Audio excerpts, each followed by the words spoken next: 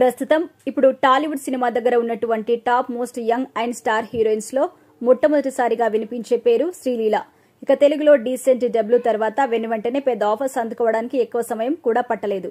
సరే, ఇది బాగానే ఉంది. ఇక తెలుగు సహా హిందీ ఆఫర్స్ కూడా ఈమెకు వచ్చాయనే టాక్ కూడా ఉంది. అయితే హిందీలో తన డబ్ల్యూ కొంచెం ఆలస్యమైంది, కానీ శ్రీలీల డిమాండ్ మాత్రం తెలుగులో సహా సౌత్ సినిమా దగ్గర బాగానే ఉంది. ఇక ఇప్పుడు శ్రీలీల ఒక హీరోయిన్ గానే కాకుండా ఐటెం బామగా కూడా మారింది. ఇది వరకు ఎప్పుడు కూడా ఐటెం గర్ల్ గా శ్రీలీల చేయలేదు అని మొట్టమొదటిసారి మాత్రం ఒప్పుకుంది పుష్పరాజ్ కోసమని తెలుస్తుంది.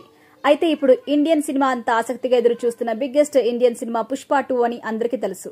ఇక ఆ మధ్య స్టార్ట్ అయిన రూమర్స్ ని నిజం చేస్తూ ఎట్టకేలకి మేకర్స్ క్రేజీ అప్డేట్ ఇచ్చేశారు. దీంతో బన్నీతో మొట్టమొదటిసారిగా శ్రీలీల జతకట్టడం అధికారికమైంది. అయితే ఈమె ఈ సినిమా కోసం సాలిడ్ రెమ్యునరేషన్ కూడా తీసుకున్నట్టుగా తెలుస్తుంది. సినిమాకి ఈజీ 2-3 కోట్లు తీసుకుంటున్న శ్రీలీల పుష్ప 2లో ఐటెం సాంగ్ కోసం కూడా బాగానే చార్జ్ చేసిందట.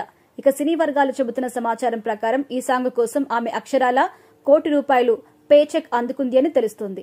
దీంతో ఈమెకి బేరాన్ని ఇంతలో తెగొట్టేశారని కూడా చెప్పాలి. ఇక దీనికి ముందు అనుకున్న బాలీవుడ్ భామలు జాన్వీ కపూర్, శ్రద్ధా కపూర్లు చెప్పిన రెమ్యునరేషన్లు అయితే దీనికి ట్రిపుల్ లెవెల్ దాటే ఉంది.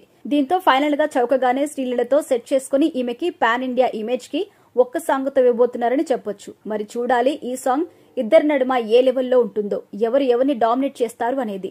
ఇక ఈ బిగ్గెస్ట్ ప్రాజెక్టులో అల్లు అర్జున్ సరసన నేషనల్ క్రష్ రష్మిక మందన్న నటించగా ఈమెకి ఈ సినిమా తర్వాత మరింత ఫేమ్ వచ్చేసింది. ఇక ఎన్నో అంచనాల మధ్య ఉన్న ఈ సీక్వెన్స్ ని మేకర్స్ ప్రపంచవ్యాప్తంగా డిసెంబర్ 5వ తేదీన తెలుగు, తమిళ, హిందీ, మలయాళ, కన్నడ సహా బెంగాలీ భాషల్లో కూడా విడుదల చేస్తున్నారు. అలాగే దేవిశ్రీ ప్రసాద్ బాణీలు అందిస్తుండగా థమన్ నేపథ్య సంగీతాన్ని అందిస్తున్నారు.